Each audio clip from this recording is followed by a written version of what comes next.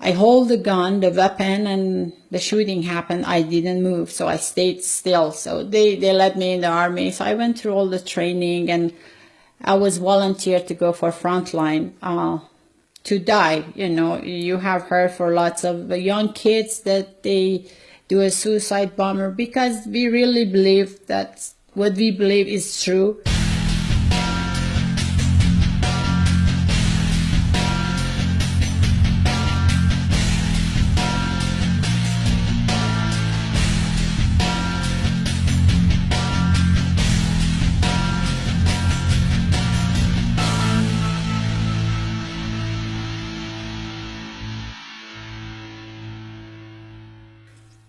I was born in a Muslim country, and I was born in a Muslim family. For all generation that I could remember, they were all Muslims.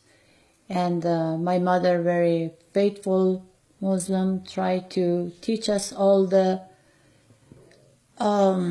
laws and principles about the Muslim and make us to practice it. When I remember I was 5 years old, first when I fast, I really loved God, even though I had not so much experience, but I was a very young girl, but I really, really loved God. And I would faithfully do all the activities in society to bring Islam to the practice for everybody, to make sure that then in the school everybody is doing their job as a Muslim believer, Muslim persons. And there was a time that the war started in my country, and by then I joined the army, very young age. But for the government was not important how old you are. They would give you a gun, they call it GC3 that time, and you hold it and then you shoot. If the gun throw you about 1 meter, if you could resist that, they would take you in. I hold the gun, the weapon, and the shooting happened. I didn't move, so I stayed still. So they let me in the army. So I went through all the training, and I was volunteered to go for frontline to die. You know, you have heard for lots of young kids that they do a suicide bomber because we really believe that what we believe is true and that God is a real God. I'll make this story short. I had to run away from my country, and I escaped. It took me 6 months from my country to reach a part of Europe that I could live safely, to be able to get a status in any other country. Even in out of country, I started evangelizing about Islam, and I try to bring people to Islam, because there is a big reward for if you are able to convert anybody to this religion. There is a big reward that promised for the person who does that. And after that, I got the opportunity to meet and to get to know other religions. Back home, I didn't know any religion. All I knew, it was Muslim, the one Islam, that I was born into it. And the more I think about the religions, the more I get my faith strong in Islam, because I would come up with questions from the book of Islam that they couldn't answer me. They didn't have answers, and I would give them the answer from the book of Islam, from Quran. And I by God's grace, I could come to Canada. I got a refugee status in Canada, and then I met in Canada, I met Mormons and the Mennonites, and the same thing. I would go into their gathering and bring up the questions, and they were not challenging questions. They was really my own questions that I had in the whole creature. Why? You know, I got all those questions, and I couldn't find any answers. So I keep telling them, I was trying to convince them that still Islam is the best religion. I met a person who came and helped me and my family, and I asked him, what do you believe in? He said, nobody. There is no God. I just believe if you do good, you get good. And I said, that is my problem. I've been miserable because I've been hanging on to some power God, call it God, or people call it God. So that's why I'm expecting some help from somewhere that does not exist. So you're probably right. You're doing lots of good things and you don't believe in any God. So I start going in that direction, which it didn't really help. I became so much miserable. There was a war going inside me. How could you say there is no God? Don't you see the sun? Don't you? And I said, okay, I repent. And I said, there must be a God. Let's look more. Let's search more. And this time was that I met with a group that were happy and everything, and they took me to a temple, which is a Buddhist temple. And the first day when I arrived, the priest for the temple came to me and told me all my life. She told me, you were born before and you were a man. I said, okay, that makes sense because I've been carrying all my family, doing all those things that a man should be. I'm very brave and bold and all of that. And then she said, you killed somebody and you didn't get the punishment. So you are, as a punishment, you are born again as a woman and you're going through all this suffering. I said, that makes sense. Because I always ask why. Why I'm going through so much suffering? This was not even yet beginning of my suffering, and I didn't know that. So I became a Buddhist for a while, practiced that. But again, that voice inside me, when I go buy apple oranges, put them in front of those statues, something inside me laugh at me, said, look at yourself, you're stupid or something, And I couldn't continue that either. And then after that, it was when my sicknesses started. I got a terrible back pain, and then one day I bent and I could not get up anymore. So I stayed bended. And terrible pain. I went to lots of hospitals, to rehab. It was terrible. I would scream from the treatment. I was either sleeping, or if I'm awake, I just wake enough to reach the water or something to take some medicine and go back again. Just piece of meat that breathes, There was no other God I could try. I've tried it all. I've tried anything that came on my way.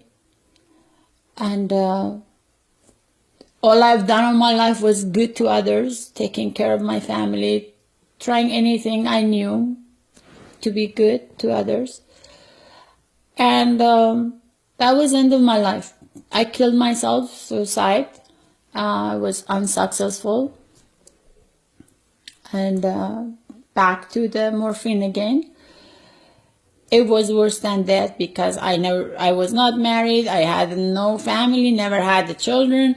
I never had the time to start my own life. It was all about my family, my country, everything. I was waiting one day to start my own life, to get married, to have children, all of that. And when they told me, you won't die, but this is it. You're going to be a piece of meat.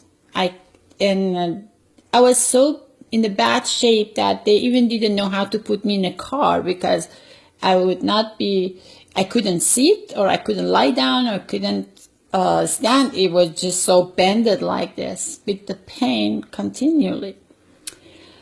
I needed some help because the place I rented, it was so messy. I needed somebody that can stand straight, come and take the garbage out or do something. So I went out trying to find somebody, and I saw this guy who was drug addicted. I said, I need help. If you could come and do some help with at the house, clean up or something, I give you some money. And he said, a sandwich and a cigarette, pack a cigarette would be enough. I said, okay. So he was helping me to get to house. And then we passed by a little building, and he said, do you like to dance? I said, I always love to dance. He said, these people dance for free. You can come and go there every evening. They dancing on Sundays. I said, okay.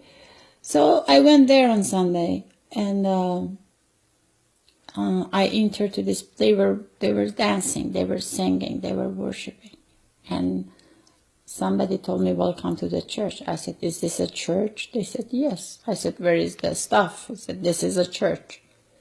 I said, where is your statues? Where is, I never seen this church before. This is like a big room, people just dancing. And that was a born-again church that I got introduced for the first time to. I went in the church, and of course I couldn't dance or anything, just on the floor. And by the end of the worshiping, I asked God, I said, Lord, I didn't know his name, that God or Lord. I just said, is there anything? Is there anything there? I'm at the end. This is the end of it for me. If there is anything, show me yourself. And if it's not, that's it. I'm done with everything. There is no other way. I have tried all the religions that are in the market. I have tried everything. I have tried all the doctors or everything. I'm just piece of meat. What is the purpose of this? And then when I was crying on my knees, and then all of a sudden I just saw this light. It was so bright. It was so bright. And I just said, who is this? Who is this? And then he said, I am Jesus. And then I start beating myself. Oh, all these years I heard your name, but I always have, what a stupid I am. So you are real. So you are real. And he says, I am the truth. I am true. And then every time and then he touched me, he just put his hand on my head, like I went all the way to the toe. I didn't know what was going on in me. And then it took long, because I was just saying, forgive me for not believing that you are real, and forgiving me. And I was just saying that. And then when I came back again, I saw ladies, they were holding me. I didn't know, I don't know when they came around me. I didn't know it's anybody around me. And they just kissed me and said, you okay? I said, yes, yes. And they said, wow, it's the beautiful smell here. We know, we could smell the Lord. I said, I saw him. And then they helped me to get up. And I just stood up straight. I had no pain. And I could just stand up so straight. And I never been in hospital since then, except for my baby, that I had to have a baby. And I walked myself. I came home.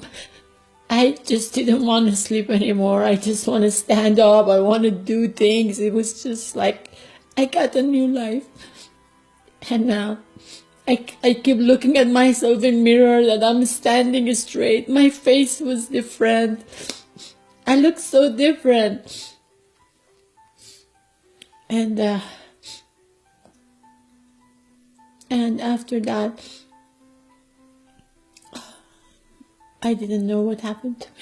For a week, I thought I'm crazy. I thought, how could that be? What's going on? And then lots of bad things start happening to me. Like my house got on fire, everything. And I remember I just would stand in the mirror. I said, I saw him. I'm not going back. I saw him. I am healed. I am healed. I can walk. I have no pain, no surgery, nothing. I have so much health. I used to say, I have so much health. Nowhere in my body hurt. Before, every piece of body was hurt. My heart even was hurting. My emotion, my everything. I had just this new hope for life, that, oh, I can have a life again.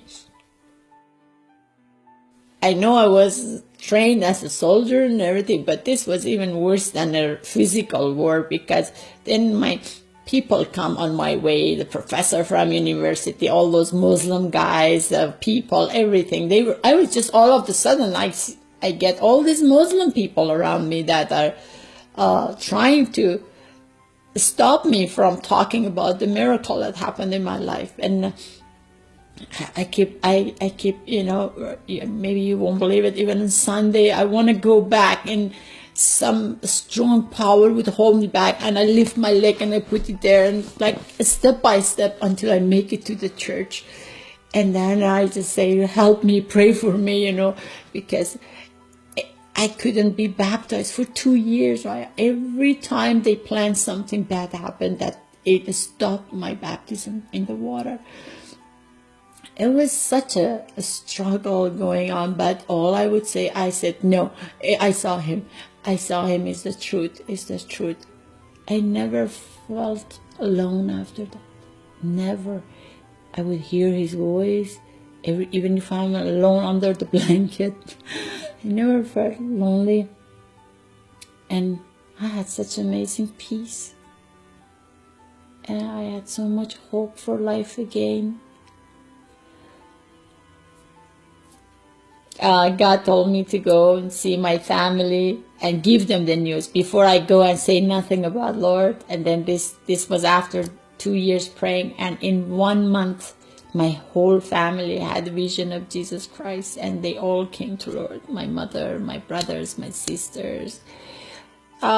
This really makes me understand the song, that Amazing Grace, that how miserable I was, how miserable I was when I was a Muslim, and I thought I was really holy and fasting and praying, all of that, and yet I was so restless and sick and hopeless.